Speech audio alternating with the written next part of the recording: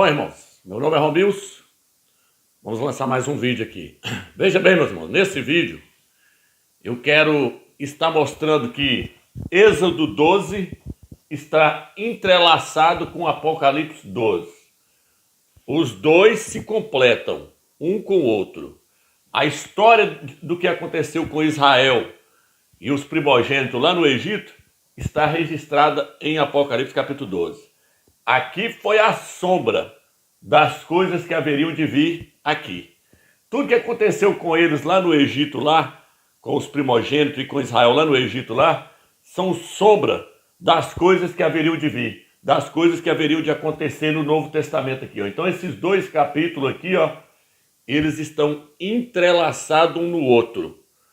Quando você lê o Êxodo junto com o Apocalipse 12, você ganha a revelação de tudo aquilo que eu venho falando em todos os vídeos aí.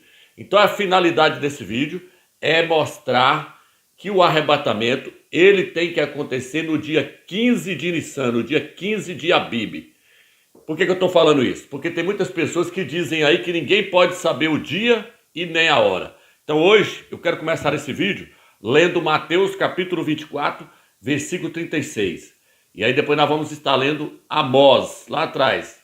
Nós vamos estar lendo lá no livro de Amós, lá aquela parte lá que fala que o Eterno não faz nada sem antes revelar os seus segredos aos seus profetas, aos seus servos, os profetas.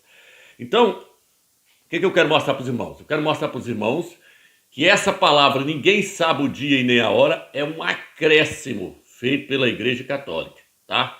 Primeiramente, vamos ler lá. A parábola da figueira. Mateus 24, versículo 32 diz assim: aprendei da figueira esta parábola. Quando o seu ramo se torna tenro e as suas folhas começam a brotar, sabeis que o verão está próximo. Da mesma forma também vós, quando virdes todas essas coisas, sabeis que ele está próximo, às portas. Em verdade vos digo que esta geração não passará sem que tudo aconteça. Passarão os céus e a terra, minhas palavras, porém, não passarão. Daquele dia e hora ninguém sabe, nem os anjos do céu, nem o Filho, mas somente o Pai. Então, irmãos, isso aqui é a maior ignorância do mundo. Por quê? Porque é lógico que o Filho do Eterno sabe o dia do arrebatamento. O Eterno não ia esconder isso de Yahshua, porque Yahshua faz parte da salvação junto com o Eterno. Os dois trabalham junto para poder salvar o homem. O homem é resgatado através do Filho do Eterno, através de Yahshua. Então, achar que Yahshua não sabe o dia é a maior ignorância da pessoa. Eu vou mostrar isso para vocês. Então, o que acontece?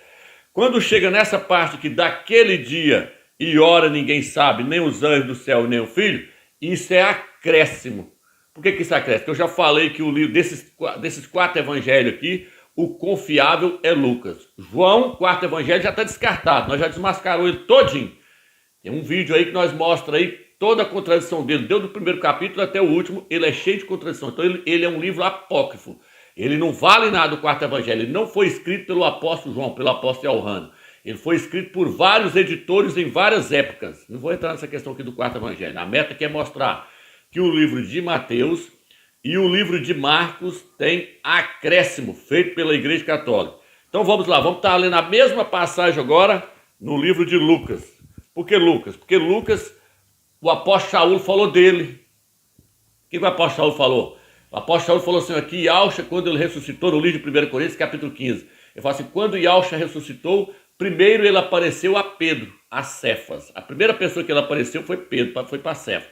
Já esses outros evangelhos entram em contradição, dizendo que ele apareceu para a mulher primeiro, para Maria Madalena primeiro. Não, ele apareceu para Cefas, igual Paulo, Shaul falou.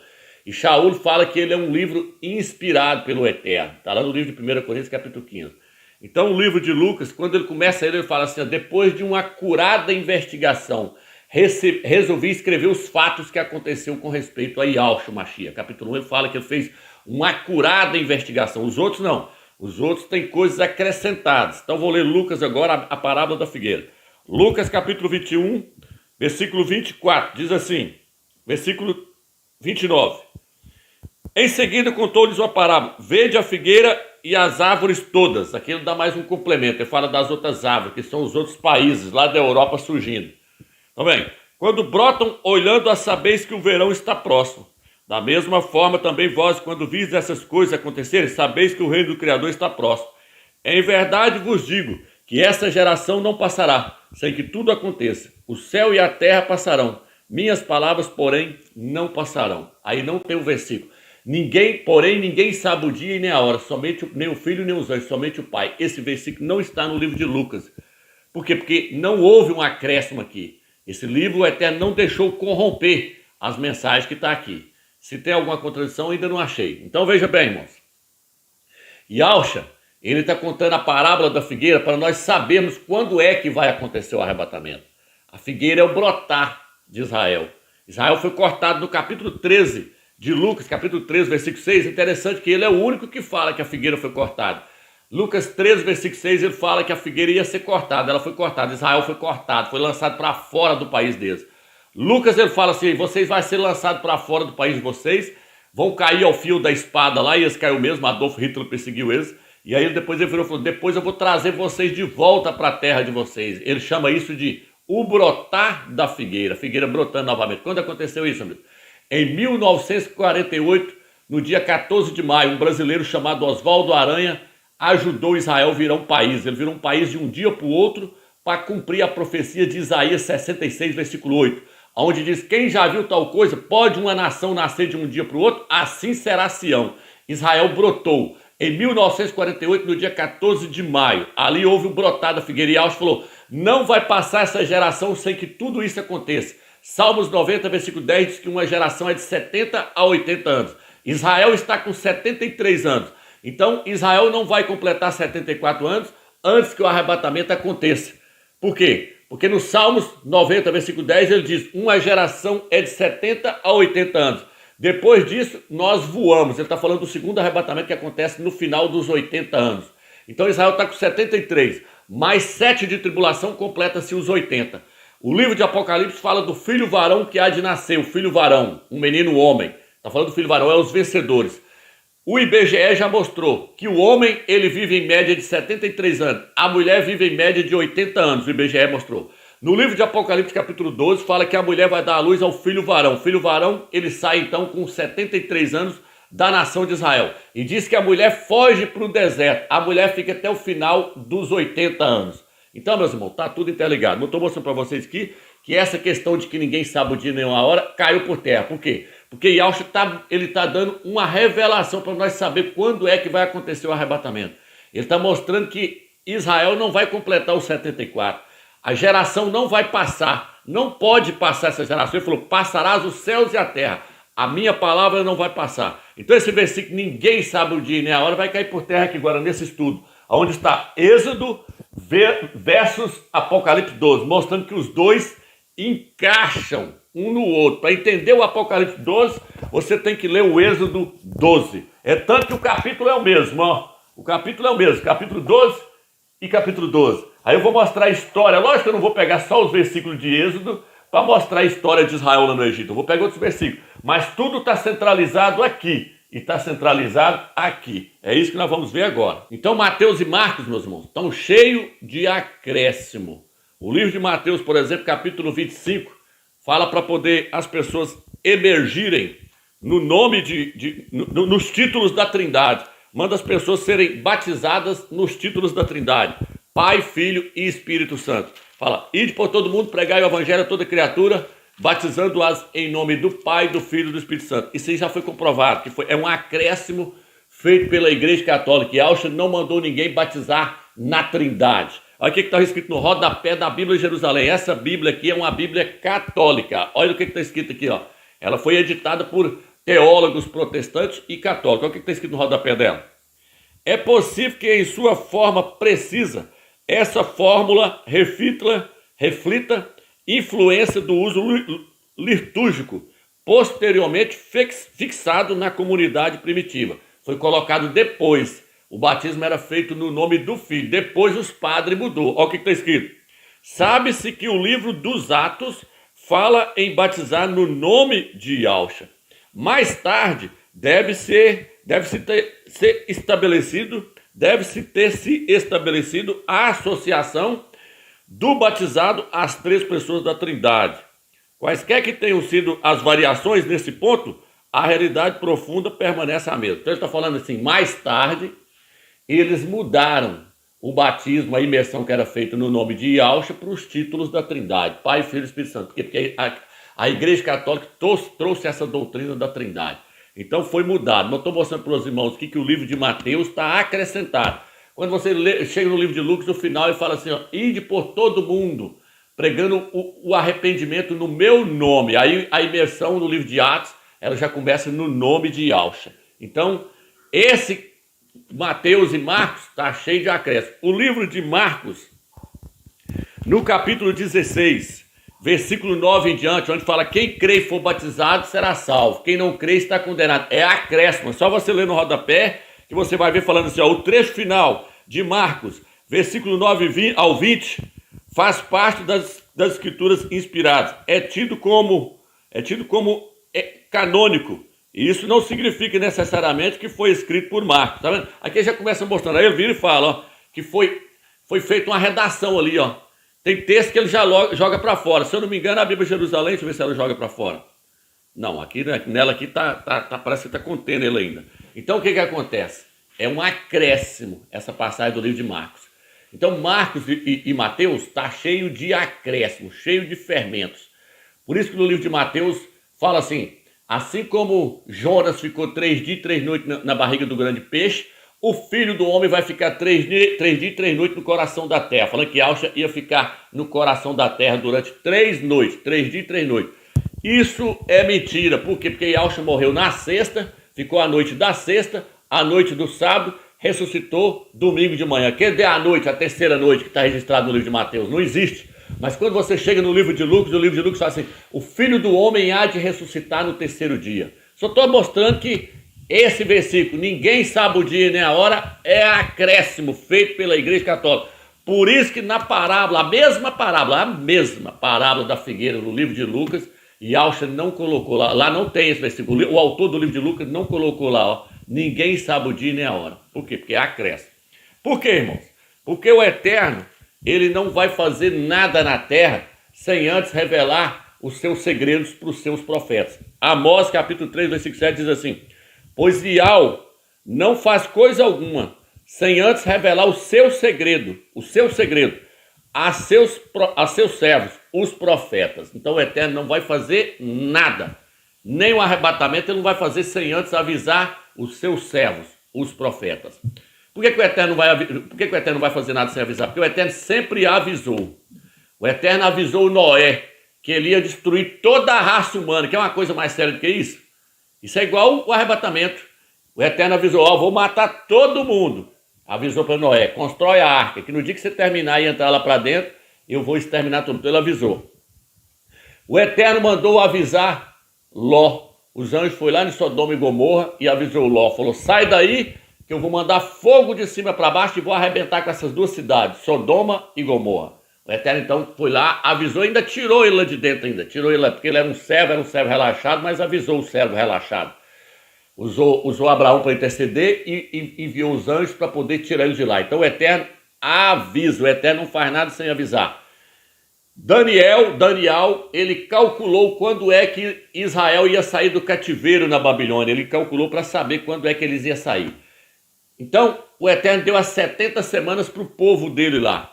Eles não calcularam nada, não ficaram sabendo quando é que Yahshua ia chegar lá. Então o Eterno dá as escrituras para nós pesquisarmos quando é que as coisas vão acontecer. E agora eu quero mostrar para vocês que tudo aqui, ó, quando nós encaixar Êxodo com Apocalipse, eu vou mostrar para vocês que o arrebatamento tem que acontecer no dia 15 de Nissan. A resposta está aqui. A resposta está aqui. E agora nós vamos ver isso. Então nós vamos começar o estudo agora, meus irmãos. Então o que nós vamos fazer agora? Nós vamos comparar a história do Êxodo 12 com o Apocalipse 12. Nós vamos comparar a história de Israel lá no Egito com o Apocalipse 12. Então, se você tem duas Bíblias aí na sua casa e quiser abrir uma no capítulo 12 de Êxodo e outra no capítulo 12 de Apocalipse, você pode abrir que vai ficar mais fácil para você. Se você quiser também só anotar os versículos, fica a critério seu. Mas antes de começar esse estudo, primeiramente nós temos que ler Colossenses capítulo 2, versículo 17 e 1 Coríntios capítulo 10, para depois nós entrar. Vamos lá. Colossenses 2, versículo 17 diz assim, porque tudo isso tem sido sombra das coisas que haviam de vir. O apóstolo Shaul falou assim, tudo que aconteceu com eles no Velho Testamento são sombras das coisas que haveriam de vir. Ou seja, das coisas que vai acontecer com a igreja do Mashiach no Novo Testamento. Vamos lá agora. 1 Coríntios capítulo 10, versículo 1 diz assim: Ora, irmãos, não quero que ignoreis que nossos pais estiveram todos sob as nuvens e todos passaram pelo mar, tendo sido todos batizados, emergidos na nuvem como no mar, com respeito a Moisés. Então, já começou mostrando que eles saíram do Egito, passaram pela imersão na nuvem e no mar. Na nuvem representa o Espírito do Eterno. No mar representa a água aqui na terra, aqui na terra, representa a água na terra, quando você emerge a pessoa na água. Então, quando você faz a imersão da pessoa na água, ele é batizado, ele é emergido para dentro do Espírito do Eterno e ele é emergido aqui na água, na terra. Que os dois batismos formam um só. Os dois estão ligados. Não tem como você separar o batismo, a imersão no Espírito, das águas aqui na terra, não. Vamos lá. E eles foram batizados em quem? Em Moisés. Porque Moisés era o líder deles. A igreja é emergida em quem? Em Yahshua. Porque Yahshua agora é o líder da igreja. Ela é emergida no nome de Yahshua. O versículo 4. E beberam da mesma fonte espiritual, porque bebiam de uma pedra espiritual que os seguia. E a pedra era Yahshua. Tá vendo que tudo lá são sombra? A pedra estava lá, Yahshua. Yahshua está conosco hoje. Ele que dá a água da vida para nós hoje, que é o Espírito do Eterno que sai por meio dele. Entretanto, o Criador não se agradou da maioria deles, razão porque foram prostrados no deserto. É o que está acontecendo no nosso meio, muitos já caíram. Ora, estas coisas se tornaram um exemplo para nós, a fim de que não cobicemos as coisas más, como eles cobiçaram. Não vos façais, pois, idólatras, como alguns deles fizeram. Muitos caíram na idolatria, adorando o nome de Jesus, a Trindade. Porquanto está escrito, o povo assentou-se para comer e beber e levantou-se para divertir, entregou para a carne. E não pratiquemos imoralidade como alguns deles o fizeram, e caíram num só dia, 23 mil pessoas, né? Não ponhamos o Criador à prova, como alguns deles já fizeram, e pereceram pelas mordeduras da serpente. Nem murmureis, como alguns deles murmuraram, e foram destruídos pelo exterminador. O anjo da morte passou lá. E o anjo da morte, nós vamos ver aqui, que nós vamos ver que ele vai passar agora também. Estas coisas, o versículo 11 agora. Estas coisas lhe sobrevieram como exemplos e foram escritas para a advertência nossa, de nós os outros, sobre quem os fins dos tempos têm chegado. O apóstolo falou, foi escrito para... Tudo que aconteceu com eles foram escritos para nós, a igreja, para servir de exemplo para nós. Então, Colossenses está escrito o quê? Tudo o que aconteceu no Velho Testamento são sombra das coisas que haveriam de vir. Por que era necessário nós ler esse capítulo todinho primeiro? Porque eu vou mostrar o dia 15 de Nissan, que é nesse dia que tem que acontecer o arrebatamento. Porque tudo lá são sombra do que há de acontecer no Novo Testamento. Se a pessoa não aceitar isso, ele não crê na palavra do Eterno. Então nós vamos começar lá agora. Vou ler agora. Vamos comparar agora Êxodo, a história de Êxodo 12 com o livro de Apocalipse, capítulo 12. Vou abrir aqui no livro de Apocalipse, capítulo 12, deixar aberto aqui para nós ir lá. Vamos lá. Deixa eu pegar aqui, Apocalipse 12, abrir aqui. Vamos lá. O que acontece primeiro? De cara você já vê que o capítulo 12 é o mesmo capítulo 12 do livro de Apocalipse. Já está batendo. Bem, lá eles tinham o sangue do Cordeiro. Lá no livro de Êxodo 12 apareceu o sangue do Cordeiro. Onde está isso, meus? Êxodo 12, versículo 13. Fala do sangue do Cordeiro que ia ser passado nos umbrais das portas. Em Apocalipse, capítulo 12, versículo 11, diz assim: eles o venceram graças ao sangue do Cordeiro. Apocalipse 12, versículo 11. Eu acho que eu vou só citando. Depois você anota na sua casa e confere aí se você quiser. Hebreus, capítulo 11, versículo 28. O que está escrito lá? Fala que Moisés, pela fé, passou o sangue do Cordeiro nos umbrais das portas. Então lá tinha o sangue do Cordeiro. Apocalipse, capítulo 12, versículo 11, fala do sangue do Cordeiro. Lá tinha o Cordeiro. Apocalipse 12, versículo 11, fala do Cordeiro. Está vendo que os dois capítulos interligam um no outro? Agora vem. Lá tem os primogênitos. Êxodo, capítulo 12, versículo 12, fala dos primogênitos. Hebreus, capítulo 11, versículo 28, também fala dos primogênitos. E Hebreus 12, versículo 23 fala, a igreja dos primogênitos que está no céu. Então, lá tinha os primogênitos. No Novo Testamento, no livro de Apocalipse 12, também aparece o primogênito. Quem é o primogênito do Apocalipse capítulo 12? O filho varão. Apocalipse 12, versículo 5, eu já ensinei que o filho varão é os primogênitos. Por quê?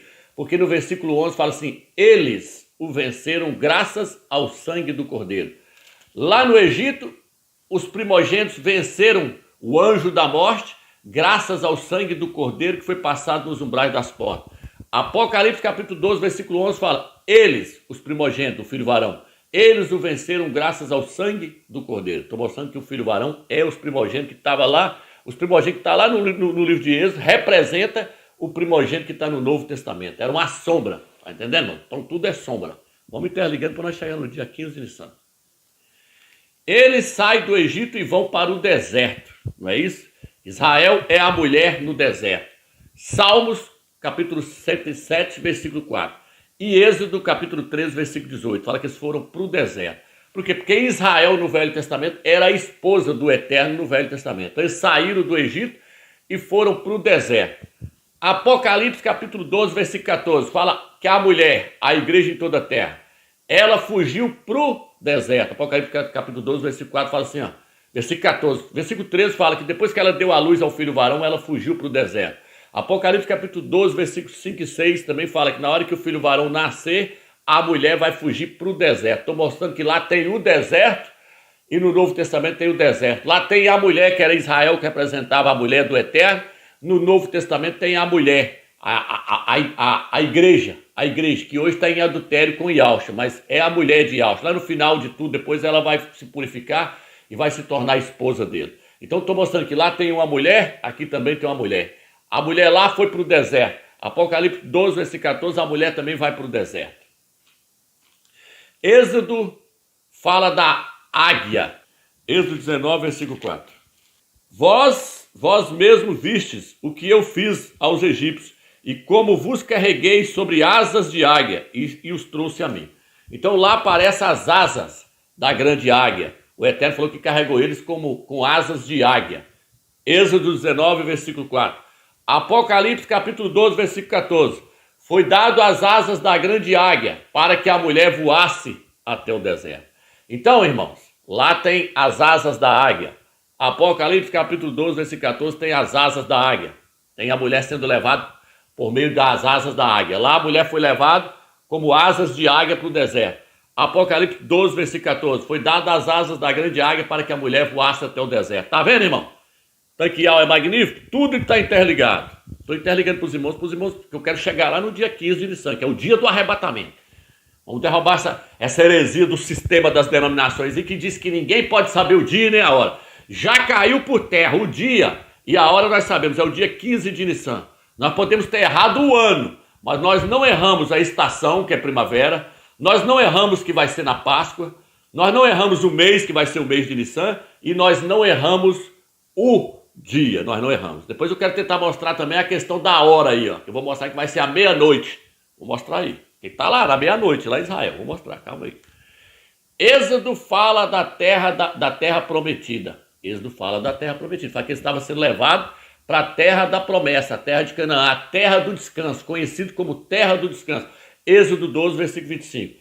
Apocalipse capítulo 5, 12, versículo 5. Fala que o filho varão ele foi arrebatado e foi levado para o trono do Criador. Lá é a terra do descanso, onde o Eterno está. Onde está o trono e onde o Eterno está é a terra do descanso. É tanto que quando eles entrou lá na terra do descanso em Canaã, eles topou com um anjo com a espada desembainhada e Josué perguntou para ele, você é um dos nossos ou do nosso inimigo? Aquele anjo era Yahshua, o anjo de Yahweh. Ele falou, não, eu sou o príncipe dos exércitos de Yahweh. E o lugar que você está é terra santa, tira a sandália dos seus pés. Lá é a terra santa onde o filho varão vai entrar. Então estou mostrando que ambos saíram para entrar na terra do descanso. Ambos os grupos. Agora já vou passar para outra página aqui. Êxodo 12. Os primogênitos entraram na terra de Canaã. Os primogênitos. Vou ler essa passagem. Números, capítulo 32, versículo 11. Olha que magnífico, irmãos. Qual que era a finalidade do Eterno lá? Tirar os primogênitos para poder fazer eles entrar na terra do descanso. O foco do Eterno ali era os primogênitos. O livramento foi dado aos primogênitos ali para eles saírem do Egito e entrar na terra de Canaã. Esse era o foco do Eterno ali, ó, no Velho Testamento. E no Novo Testamento é a mesma coisa. O foco é livrar o primogênito para ele entrar lá. Vamos lá agora. Êxodo 32, versículo 11 diz assim: estes homens que saíram do Egito da idade de 20 anos, olha os primogênitos aí, para cima, da idade de 20 anos para cima, jamais verão a terra que prometi, com juramento a Abraão, a Isaque e Jacó, pois não me seguiram de modo íntegro. De 20 anos para cima, os velhos, falou, os velhos não vão entrar. Os velhos não vão entrar. Por quê? Porque quem ia entrar era os primogênitos, era só os novinhos. Então o livramento foi dado para os primogênitos, para eles entrar. Então o que o Eterno falou aqui? De 20 anos acima não vai entrar. O que vai acontecer com o arrebatamento? Quem vai fugir para o deserto? É a mulher. Quem é que vai ser arrebatado? O filho, o menino, o primogênito. Aí fala, o primogênito, ela deu à luz a um filho varão, que é o primogênito. Ele foi arrebatado do trono do Criador. Então a meta do livro de Apocalipse capítulo 12 é mostrar que quem vai entrar na terra do descanso é o primogênito, é o filho varão. Por isso fala, eles o venceram. Então quem vai entrar na terra do descanso é o primogênito. Aqui quem está mostrando aqui, o Eterno está mostrando aqui, que quem tinha mais de 20 anos acima não ia entrar. Não ia entrar. É tanto que a história mostra que dos velhos quem entrou foi só dois, Josué e Caleb. Então o texto está mostrando aqui, ó, de 20 anos acima não vai entrar. Quem vai entrar? Só os primogênitos. Por quê? Porque os primogênitos não estavam presos na idolatria do egípcio. A mulher do livro de Apocalipse 12 é a igreja em toda a terra, é a Laodiceia, é o sistema aí, é as igrejas evangélicas. Estão presos na idolatria da trindade e do nome Jesus. Por isso não vão entrar. Os primogênitos lá não estavam com o coração preso naquela idolatria, eles eram muito novinhos. Então eles conheceram o Eterno, se aprofundaram no nome do Eterno para poder entrar na terra de Canaã. Agora o que acontece? No livro de Apocalipse quem vai entrar é só o filho varão, é só os 144 mil, que não se contaminaram com mulheres. Mulheres são igrejas. Eles não têm idolatria, fala na sua boca não se achou mentira. Eles são íntegros, são fiéis. Eles não estão presos na idolatria da trindade do nome de Jesus. Por isso que eles vão entrar. Tá entendendo? Então a meta era fazer o primogênito entrar na terra do descanso. A meta do Apocalipse 12 é fazer o filho varão subir e entrar na terra do descanso. Então vamos lá. Lá apareceu o exterminador. Êxodo 12, versículo 23. Vamos ler lá agora. Êxodo 12, versículo 23. Eu leio aqui. Lá apareceu o exterminador. Aí nós vamos ver o exterminador no capítulo 12 de Apocalipse. Êxodo 12, versículo 23 diz assim. Aqui, ó. Porque Iau passará para ferir os egípcios, e quando vi o sangue sobre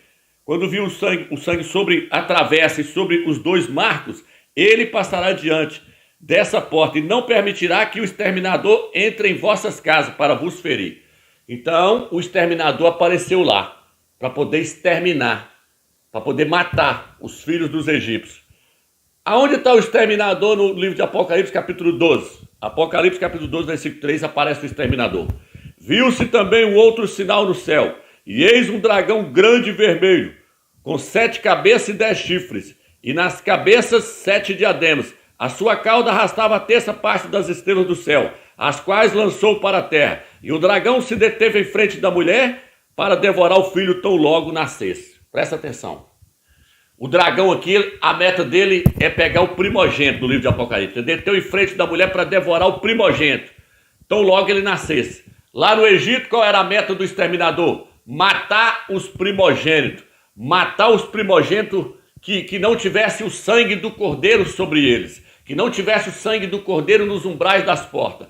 No livro de Apocalipse diz que o primogênito, eles o venceram graças ao sangue do cordeiro. Venceu o exterminador, venceu a Satanás, venceu o exterminador graças ao sangue do cordeiro. Lá a meta era pegar os primogênitos e matar. No livro de Apocalipse, capítulo 12, o exterminador quer pegar o primogênito, quer pegar o filho varão e quer matar ele. Porém, lá o exterminador não pôde tocar nos primogênitos dos filhos de Israel, porque o sangue do cordeiro estava sobre ele. No livro de Apocalipse, capítulo 12, versículo 11, fala que o filho varão, o dragão não vai poder pegar ele. Por quê? Porque o filho varão vai vencer a Satanás, graças ao sangue do cordeiro. Viu o tanto que o Eterno é tremendo, irmão?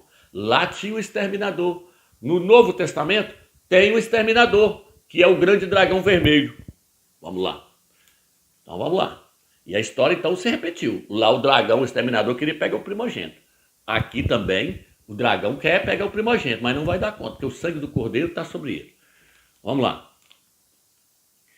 Ó. Capítulo, eu interliguei o capítulo 1 com o outro. Lá os primogênitos ganharam o livramento. Não tá? Êxodo 12, versículo 23.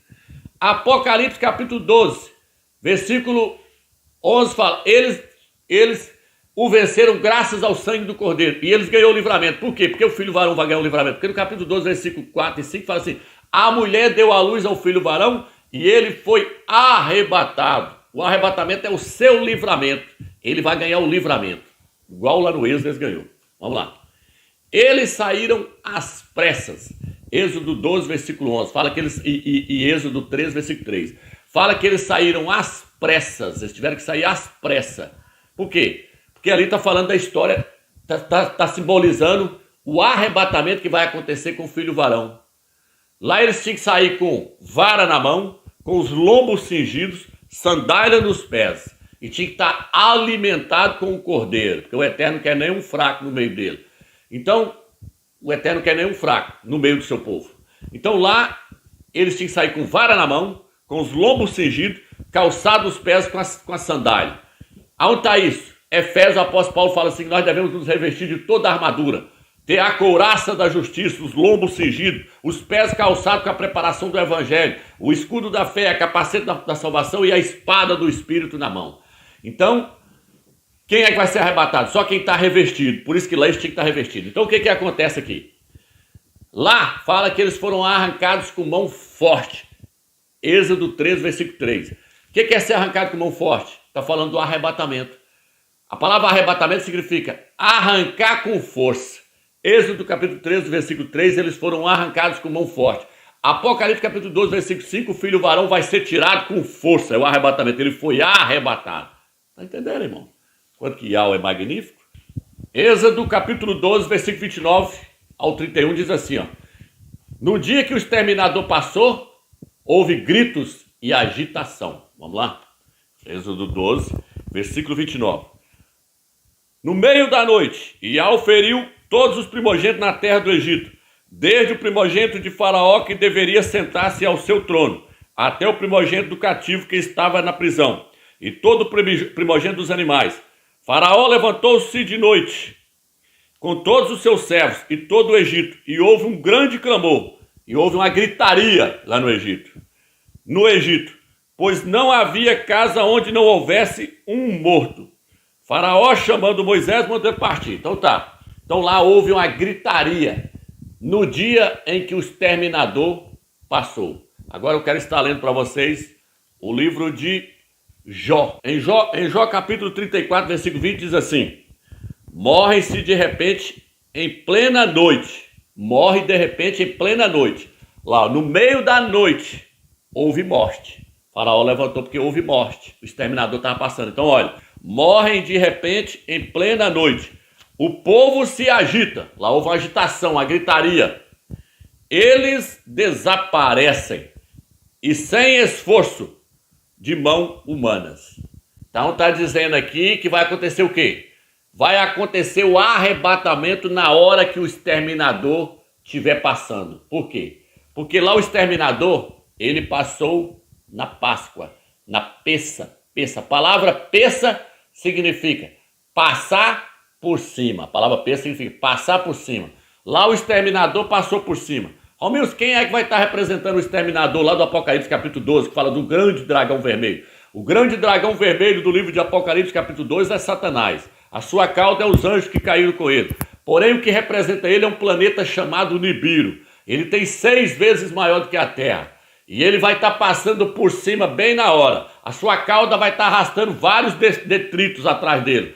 A sua cauda representa os anjos caídos. E ele representa Satanás. Ele é um grande dragão vermelho. Ele é Nibiru. Ele vem com 7 luas ou 7 planetas atrás dele. E ele vai passar por cima. Ele vai passar por cima da terra. E vai haver o quê? Vai haver gritaria. Desespero no mundo inteiro. Vai haver desespero. E vai haver morte. No meio da noite vai haver morte. Por quê? Porque Nibiru vai lançar sua cauda sobre a terra e vai matar os exércitos da Rússia que vai estar em guerra com Israel, a Rússia, o Irã e a Turquia. Então o anjo da morte vai estar passando, vai estar havendo gritaria em toda a terra e no meio da noite vai haver morte. Vou colocar uma Bíblia aí agora, que essa Bíblia aí ela tem 3.600 anos. Ela foi escrita, eles falam que principalmente o início dela ali foi escrito pelos egípcios. Como todo texto não canônico, essa Bíblia é considerada apócrifa, ou seja, não verdadeira, mesmo sendo esses textos muito mais antigos e se assemelhando com os textos bíblicos atuais. Essa Bíblia foi levada e protegida por Arimateia e seu grupo, que ficaram conhecidos como os primeiros judeus cristãos da Bretanha, e também, segundo estudos, responsáveis pela criação da primeira igreja cristã no mundo. A Bíblia de Coburn é composta por 11 livros, sendo os 6 primeiros escritos por acadêmicos e escribas egípcios após o Êxodo, e os 5 livros restantes escritos por sacerdotes da Grã-Bretanha após a morte de Jesus. Essas obras foram guardadas na abadia de Glastonbury, Reino Unido, até o século XII, e eram consideradas como o grande tesouro da Grã-Bretanha, mas só foram reveladas ao mundo em 1992. No texto A Criação, que é muito parecido com o nosso livro do Apocalipse, ele descreve o Apocalipse antes da própria criação em si e fala sobre o fim como se fosse um evento de recomeço. Ou seja, ele fala sobre o fim dos tempos, mas não no futuro.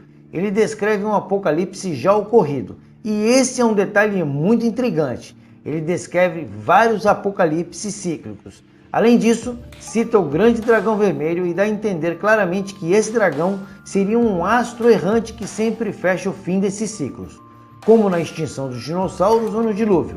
Isso indica que sempre se tratou do mesmo corpo celeste. Lembrando que, se falando de religião, a palavra dragão pode ser interpretada como algo mau, ou o diabo em si.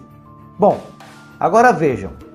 Essa é uma tradução livre do texto A Criação, versículo 3, link na descrição. Deus fez um dragão do céu exterior para vir abranger a ela. O dragão era terrível de se ver, e ele chicoteou o rabo e soprou fogo e brasas quentes, e uma grande catástrofe se abateu sobre a humanidade. O corpo do dragão foi envolto por uma luz brilhante, e o frio embaixo de sua barriga era terrível. O brilho em seus tons era avermelhado, enquanto atrás dele arrastou a cauda com um fluxo de fumaça. Ele vomitou pedras quentes e sua respiração era como um veneno sobre a narina dos homens. Sua passagem causou grandes trovões e relâmpagos que rasgaram o céu, e todo o céu e a terra se aqueceram. Os mares foram soltos de seus berços, levantando-se e cobrindo todas as terras.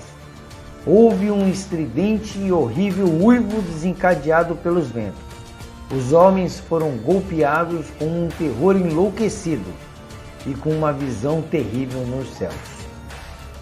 Bom, podemos notar diversas semelhanças com o livro do Apocalipse, contudo com uma forma diferente de escrita, deixando claro que o dragão veio do céu exterior, ou seja, do universo, que ele jogou pedras quentes na terra, ou seja, meteoros, e ainda que os mares foram soltos do seu berço, como em tsunamis, e ainda houve um estridente uivo desencadeado pelo vento, ou seja, podem ser as trombetas do Apocalipse. Conclusão. A Bíblia nos diz que muitos não vão ver ou não vão acreditar nos sinais. Bom, muitos de nós procuramos por respostas para muitas lacunas. O mundo vem passando por mudanças como uma intensa dor de parto para o planeta, com terremotos, furacões e vulcões cada vez mais fortes. Todos esses textos nos ligam a um possível grande astro, que os cientistas afirmam existir, mas tendem a nos omitir o conhecimento como um todo. O mundo está mudando, então vamos ficar atentos, pois podemos estar próximo ao lumiar de um novo encerramento de ciclo. E nosso mundo, como conhecemos, pode estar em risco.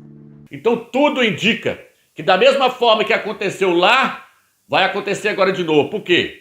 Porque eles falam que o Nibiru, esse planeta, ele gasta em média de 3.500 a 3.600 anos para fazer essa volta. Ele vai e volta, ele vai e volta. A história dos egípcios lá, quando Moisés estava lá, aconteceu em torno de 3.550 anos, mais ou menos.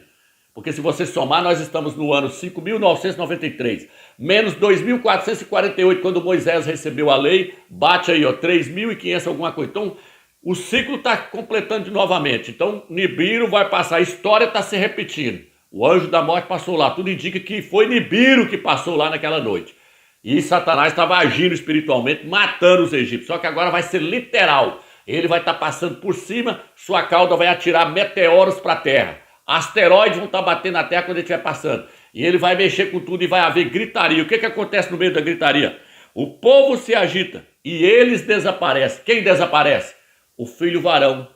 O filho varão, porque no livro de Apocalipse, capítulo 12, fala: o dragão se deteve em frente da mulher para devorar o filho, quando o Nibiru estiver posicionado em cima da terra e na frente da constelação de Virgem. Acontece o arrebatamento do filho varão. Por quê? Nessa tradução aqui vai dizer assim: eles podem morrer de repente no meio da noite, estremecem violentamente e falecem. Até os poderosos são removidos, mas não por mãos humanas. Não por mãos humanas, por quê? Porque é Ial dos exércitos que vai tirar os poderosos. Quem é os poderosos? O filho varão. Já lancei de vídeo aí falando que a força da mulher está no filho varão. O filho varão é que é poderoso. Quando a mulher der a luz ao filho varão, a força dela acaba, a força da igreja acaba. A força da igreja está no sal da terra que está dentro dela, no filho varão. Filho varão é que é forte. Por isso que no livro de Joel, capítulo 2, fala assim, ó: nunca houve um povo poderoso como esse. Na sua frente a terra vai virando um caos. Quando Ial estiver descendo com o filho varão, vai vir exterminando tudo. Então nunca houve um povo poderoso como esse, o filho varão. Então aqui está dizendo, os poderosos desaparecem, mas não por mãos humanas, porque é Ial dos exércitos que vai tirar ele na hora que o exterminador estiver passando. Então lá tem o exterminador. No Novo Testamento também tem o exterminador. E aí depois nós vamos ver que ele passa à meia-noite. Nós vamos ver. Então tá. Vou dar sequência agora. Então agora nós vamos falar da meia-noite. Da meia-noite. Êxodo 11, versículo 4 diz assim.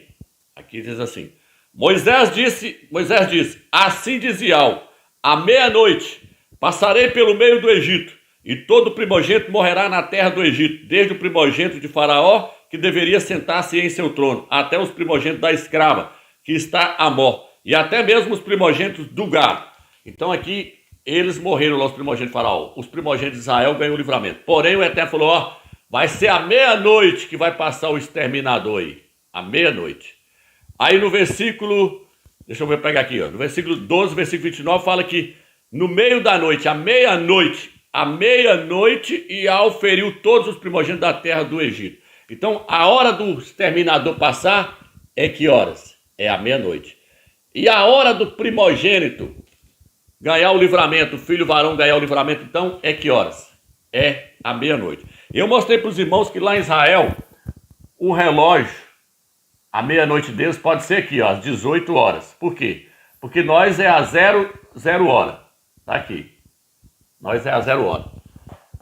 Se o texto estiver falando da meia-noite de Israel, que muda às 18 horas, que lá quando é 18 horas e 1 minuto já é um novo dia. Nós aqui quando é 0 horas e 1 minuto, aí o que acontece? Aí é um novo dia para nós, não é isso? Nós quando chega 18 horas e 0 horas e 1 minuto, é um novo dia. Eles quando chega 18 horas e 1 minuto, é um novo dia.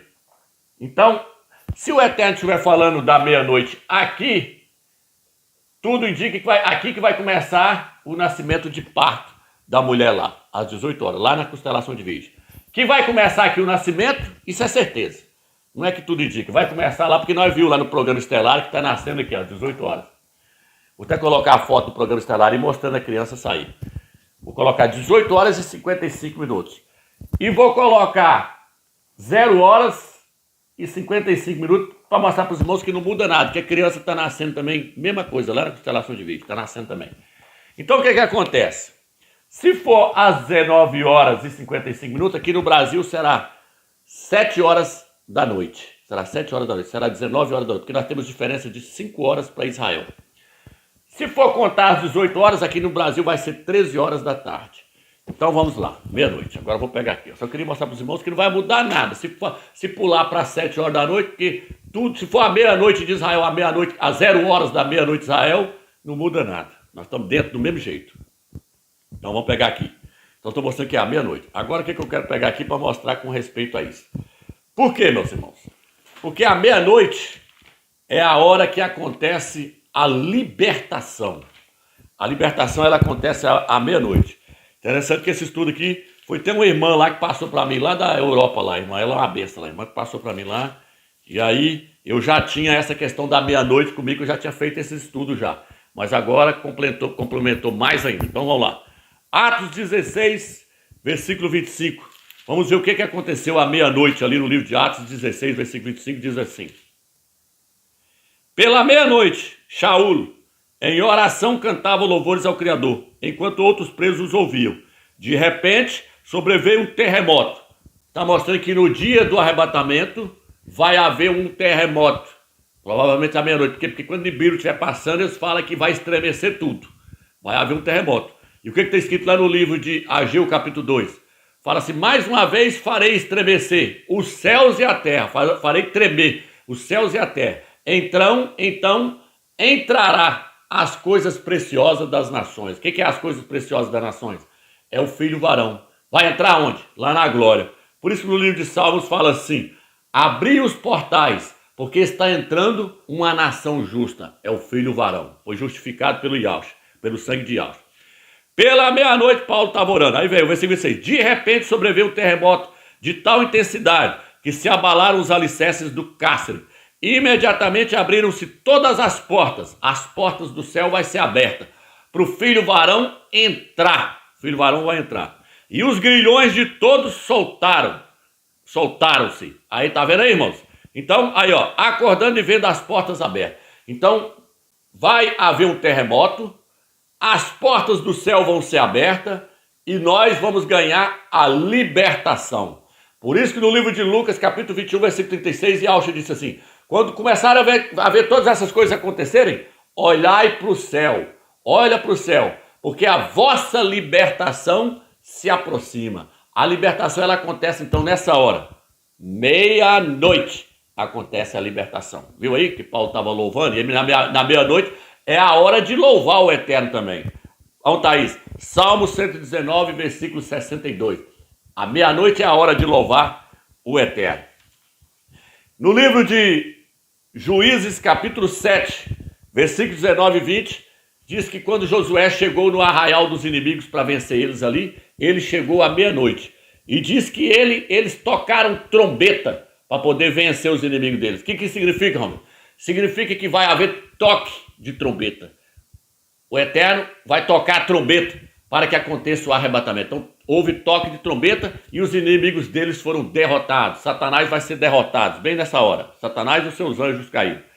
Agora eu vou estar lendo o livro de Ruth, capítulo 3, versículo 8, diz assim, à meia-noite, o homem começou a tremer, e quando se inclinou para a frente, viu uma mulher deitada aos seus pés. Ele me perguntou, quem é você?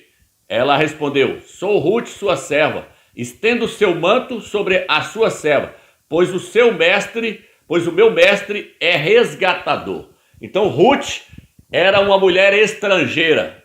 Ela chegou lá na terra de Israel na época da colheita da cevada, porque a cevada representa o filho varão, que vai ser colhido na época da Páscoa. Tá entendendo, meus irmãos? Na Pessa, no dia 15 de Nissan. Então, Ruth chegou lá na época da colheita da cevada. Ruth era uma mulher estrangeira, porque a igreja de Yahshua é formada pela maioria do povo estrangeiro. Paulo disse que ele foi enviado para pregar o evangelho aos gentios, aos estrangeiros. Então a igreja é formada pela maioria de estrangeiros, de gentios. E aí diz assim, Ruth, ela foi até Boaz. Boaz é uma tipologia de Yahshua, ele era um judeu, um Yaldim. Então a igreja estrangeira, ela vai casar com Yahshua. E olha o que ele fala aqui. À meia-noite o homem começou a tremer. E quando se inclinou para a frente, é Yahshua se inclinando. Ali ele está se inclinando para quê? Para poder receber a sua noiva, receber a igreja fiel. Ele está se inclinando para poder resgatar ela. Olha o que ela fala aqui agora aqui. viu sua mulher deitada aos seus pés. É a igreja clamando, prostrada aos pés de Yahshua, clamando para ele, para acontecer o arrebatamento, para acontecer o resgate dela. O que ela fala assim? E ele perguntou, quem é você? Ela respondeu, sou Ruth, sua serva. Estende o teu manto sobre a sua serva, pois o mestre pode resgatá-la, pois o mestre é resgatador. Então ela vai estar clamando pelo resgate e Yahshua vai se inclinar para resgatar ela. Que horas? Meia-noite. Tá entendendo, meus irmãos? Meia-noite. Então, meus irmãos, agora chegou a hora de revelar o dia do arrebatamento dos primogênitos, do filho varão. Só que antes eu quero estar lendo aqui em Colossenses, capítulo 2, versículo 17, nessa tradução aqui. Aqui o apóstolo Shaul, ele diz assim, tudo isso é apenas sombra daquilo que virá. Tudo isso é apenas sombra daquilo que virá. É apenas sombra daquilo que há de acontecer. O apóstolo Paulo, o apóstolo Shaul diz, tudo que aconteceu com eles no Velho Testamento são sombra das coisas que hão de acontecer no Novo Testamento. Então vamos lá agora. Eu mostrei para os irmãos que lá no Velho Testamento, lá no livro de Êxodo, lá tinha o Cordeiro. No livro de Apocalipse, capítulo 12, versículo 11, fala do Cordeiro. Lá fala que os primogênitos venceram o exterminador graças ao sangue do Cordeiro. Em Apocalipse, capítulo 12, versículo 11, diz que o filho varão, os primogênitos, eles vão vencer o exterminador, vão vencer a Satanás graças ao sangue do Cordeiro. Lá aparece o deserto. Em Apocalipse capítulo 12, versículo 6, fala do deserto. Lá Israel, a mulher, lá aparece a mulher. Em Apocalipse capítulo 12, versículo 6, fala também-se da mulher. Lá diz que a mulher foi levada com asas de águia para o deserto. Em Apocalipse capítulo 12, versículo 6, diz que a mulher vai ser levada para o deserto com asas de águia. Lá também aparece o exterminador. Em Apocalipse 12, versículo 3 e 4, aparece o grande dragão vermelho, o exterminador. Lá no livro de Êxodo, eles saíram às pressas, fazendo uma referência ao arrebatamento. Em Apocalipse capítulo 12, versículo 5, diz que o filho varão foi arrebatado para o trono do Criador. Então tudo que está lá, está no Novo Testamento. Tudo que está lá, está no Novo Testamento. Lá diz que o dragão queria pegar os primogênitos. Ele não queria pegar a mulher, ele queria dragar, ele queria matar os primogênitos. No livro de Apocalipse, capítulo 12, versículo 4 e versículo 3 e 4, diz que o grande dragão vermelho, o exterminador, ele vai se deter em frente da mulher, querendo pegar o primogênito. Então tudo que está narrado lá, está narrado no Novo Testamento. Lá diz que os primogênitos, eles saíram no dia 15 de Nissan em um sábado.